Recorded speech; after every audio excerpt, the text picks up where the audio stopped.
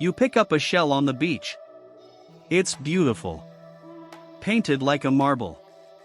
Warm in your hand. You feel a tiny prick. That's it. That's the whole story.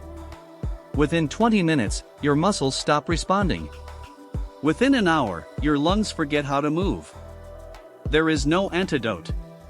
There has never been one. The animal that just ended your life weighs less than a bar of soap. It moves slower than your walking pace. It cannot chase you. It cannot see you clearly. And it still won. The cone snail. One of roughly 900 species. One of the deadliest animals on the planet. Most venomous animals follow a simple formula. Inject venom. Wait. The cone snail does not wait. It engineers its kill. Inside that painted shell lives a soft-bodied mollusk, no backbone, no claws, no speed. What it has is a proboscis, a flexible, hollow tube that can extend and rotate 360 degrees. It can sting from any direction. Including backward. Including through your closed hand. That proboscis fires a harpoon-like tooth called a radula. It punches through wetsuits. Through gloves. Through skin in under a millisecond.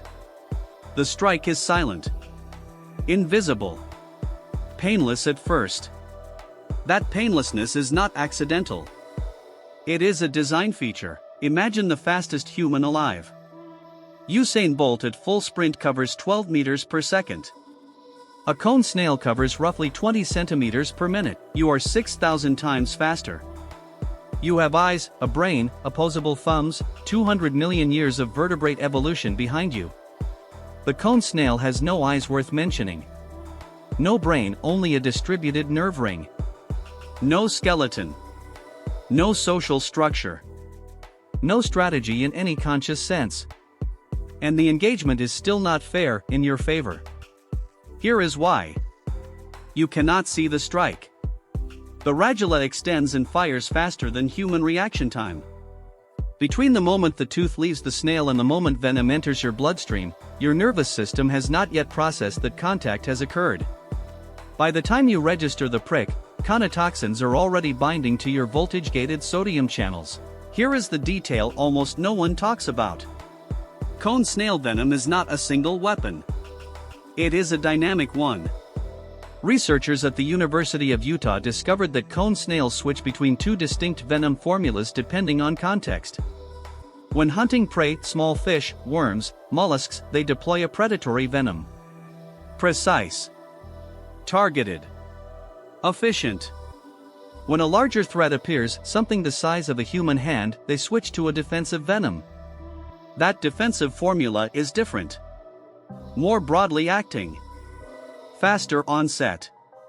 The snail you hold in your hand is not using the venom it uses on fish. It is using a formula specifically adjusted for you. The conotoxins in defensive venom include compounds that cause immediate sedation, acute hypotension, and cardiovascular collapse. This is the humans versus species reality stripped to its core. We build cities. We launch satellites. We sequence genomes. And a 3-inch shell with no brain, no spine, and no intention outmaneuvers every one of those advantages in a single millisecond. Not through size. Not through speed. Through chemistry we have spent decades trying to reverse engineer and still cannot fully replicate. The cone snail did not evolve to kill humans. We are irrelevant to its survival. We are accidental targets of a system optimized for something else entirely. That is not the comforting version. The comforting version would be a monster that chose us. This is worse. This is indifference, expressed in peptide chains. Roughly 30 documented human deaths from cone snails exist in recorded history. That number is almost certainly an undercount. Remote coastlines. Misattributed causes. Fishermen who never made it back. The true figure is unknown.